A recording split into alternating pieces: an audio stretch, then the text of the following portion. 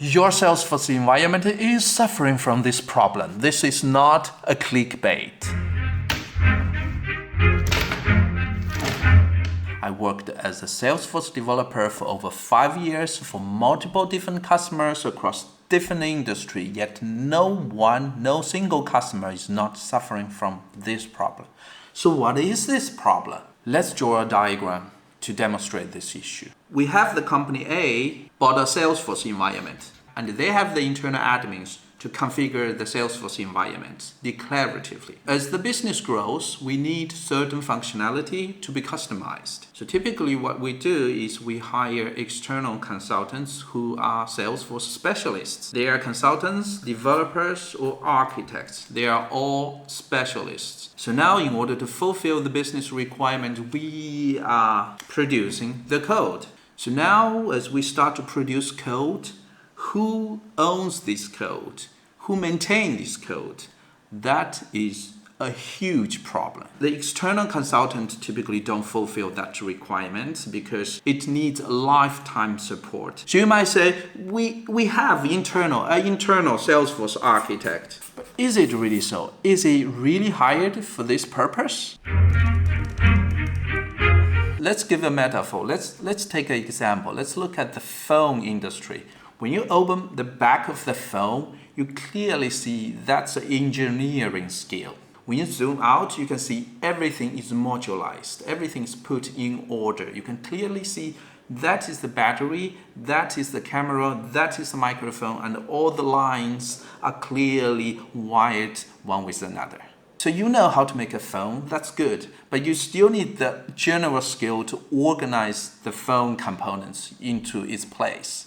It's the same thing for code. So you need to know Salesforce skills as a specialist, and you also need to know the software engineering. So for this architect role, who is responsible for the code management across the entire lifespan of Salesforce environments, he needs to know software engineering skill. Here we're talking about clean code, clean architect, object-oriented design, unit test, integration test, how to really modularize the things, how to make the things flexible, the code is healthy enough. So that is the thing we are totally missing in the ecosystem. So now people would say, we have the environment running for 5 years, for 10 years, and it's still running, still supporting the business. I don't see what's the big deal here. But that's exactly the point. People tend to ignore this issue because it's so hard to detect, especially in the early phase. It's like a human being with a chronic disease. Maybe before you're age 40, so you don't tend to see that problem. But the chronic issue just slowly damages your health. When you are getting older and older, one day that issue really appears, you go to the doctor, they tell you this is chronic, there's no way to fix that, we give you medicines, it helps you to release the pain, but there's no way to get rid of that. It's too late in the later phase. Secondly, all these people we just mentioned, they do not see the issue. You need such a person with this skill, open your code, to check around and find this issue and tell you the truth. And thirdly, Salesforce don't do that because it's against their marketing slogan. You're supposed to use a low-code, no-code environment, so configuration is good enough. But we all know that one solution does not fit all the requirements. We have our business moving forward, we have our tailored features, we have to customize the environment. So slowly we have our code built up, we have hundreds of Apex code, thousands of Apex code. So at that point, the issue really hit us hard. So now let's look back at this diagram. We have the customer A who wants to customize the environment. It go to the market to find this specialist, to check how many certificates they have, how many years of experience in Salesforce they have. But those experience, those certificates are only about specialist skills, how good they are at Salesforce, using Salesforce. There's nothing to do with software engineering skills, okay?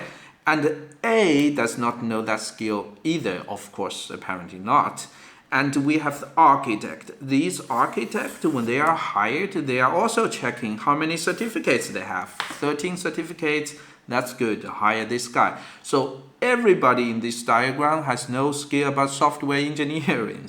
So how are we supposed to maintain this code? Keep it clean, tidy, flexible, long-term supportable, so that this Salesforce environment is healthy until the end of the life. Alright, that's all I want to talk about today. This is an elephant in the room. This is such an issue that rarely people talk about it in this ecosystem, and I know it's a real problem. As a Salesforce developer, I'm paid well to deliver solution to our customer, and I think I'm responsible to deliver a high quality solution to that. As simple as that. If you enjoyed this video, please like and repost so we get this information across more people, and also leave your comments below. Let me know what you think about this issue.